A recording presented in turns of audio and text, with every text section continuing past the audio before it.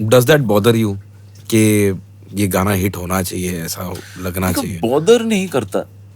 एक टाइम पे that was what was challenging.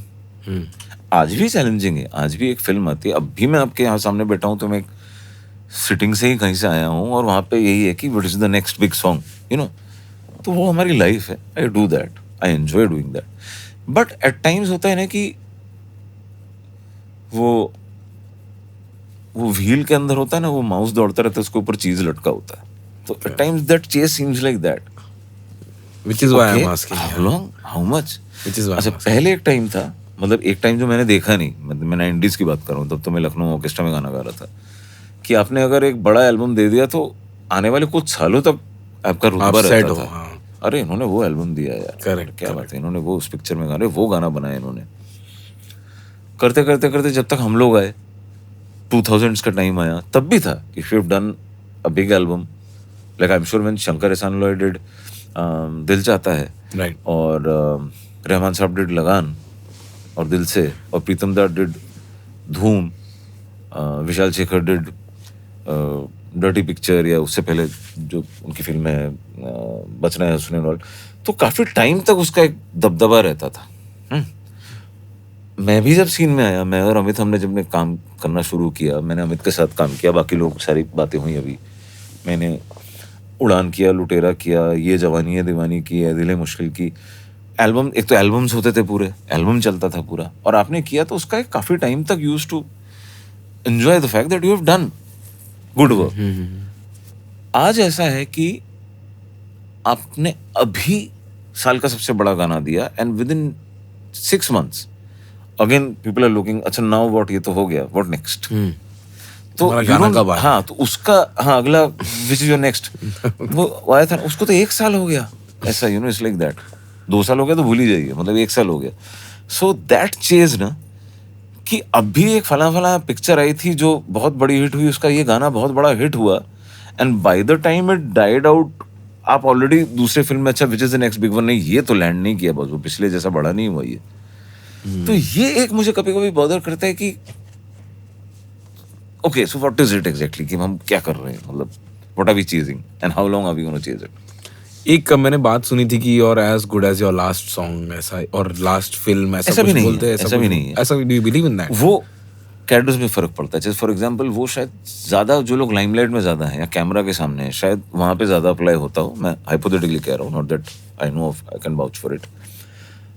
Composer lyricist में भी अगर एल्बम न चले या एल्बम बहुत अच्छा चल जाए, तो जो शिफ्ट ज्यादा आता है वो कंपोजर के लिए आता है, लिरिसिस्ट पे फिर भी कम आता है। सिंगर्स में आप कह सकते हैं भाई, you will know better definitely. So what I realized is कि, बट ऐसा नहीं है कि, मैं अपने पर्सनल एक्सपीरियंस की बात करूँ, कि मैंने ओवर द इयर्स अगर वैल्यूएबल काम किया है, तो आई डू सी दैट कि सामने वाले में वो रिस्पेक्ट है, वो उस बात का लिहाज करता है। बट रिस्पेक्ट, लिहाज, वो रिलेशनशिप की बात है। When you are on the job, you have been hired for a job on which money is riding, opening होनी चाहिए, चलना चाहिए, and you are being paid a certain amount, you are expected to deliver.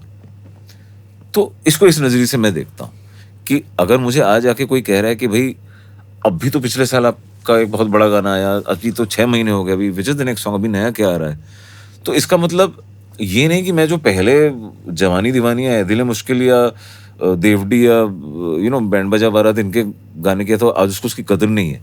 लेकिन right now हम जिस इस वक्त में जब बैठे हुए हैं and I am called on the job, तो दे एक्सपेक्ट मी कि okay you deliver, because that's the game basically. Right, commissioned work में ज्यादा है, कमीशन वर्क में। India have never done much indie work to be very. Are you open to doing indie work?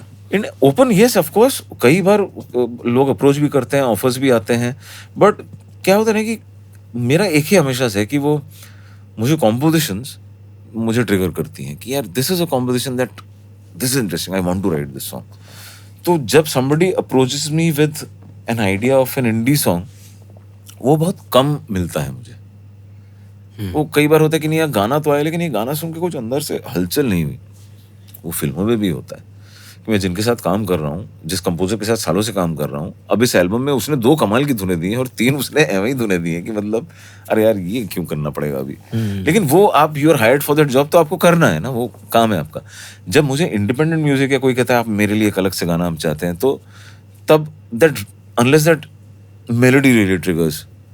तो अभी recently अगर इंडी में मैंने कुछ किया है, I did one song for Shekhar for Karuna music. Right. एक बावजूद बोल के गाना है, शेखर ने गाया है। एंड वो काफी 1.5-2 साल पहले उन्होंने मुझे मेलोडी भेजी थी। सुनते ही मुझे लगा था कि इसमें कुछ एक अच्छा है, अगर मौका मिले तो सुनिएगा। तो वो किया मैंने कि हाँ। बट कई बार होता है कि किसी लेबल से कोई अप्रोच करता है, कोई some composer approaches me, but when I listen to the song, और मैं थोड़ा सा वैसा नहीं कि भाई मुझे मजा नहीं है, मैं लिख पाऊंगा, मैं ये सब नहीं कर पाता हूँ, तो मैं then I find other ways of dealing with the problem. हाँ, but most of the time वही होता है कि गाना ट्रिगर नहीं करता है कि यार मैं इसको लिखूं।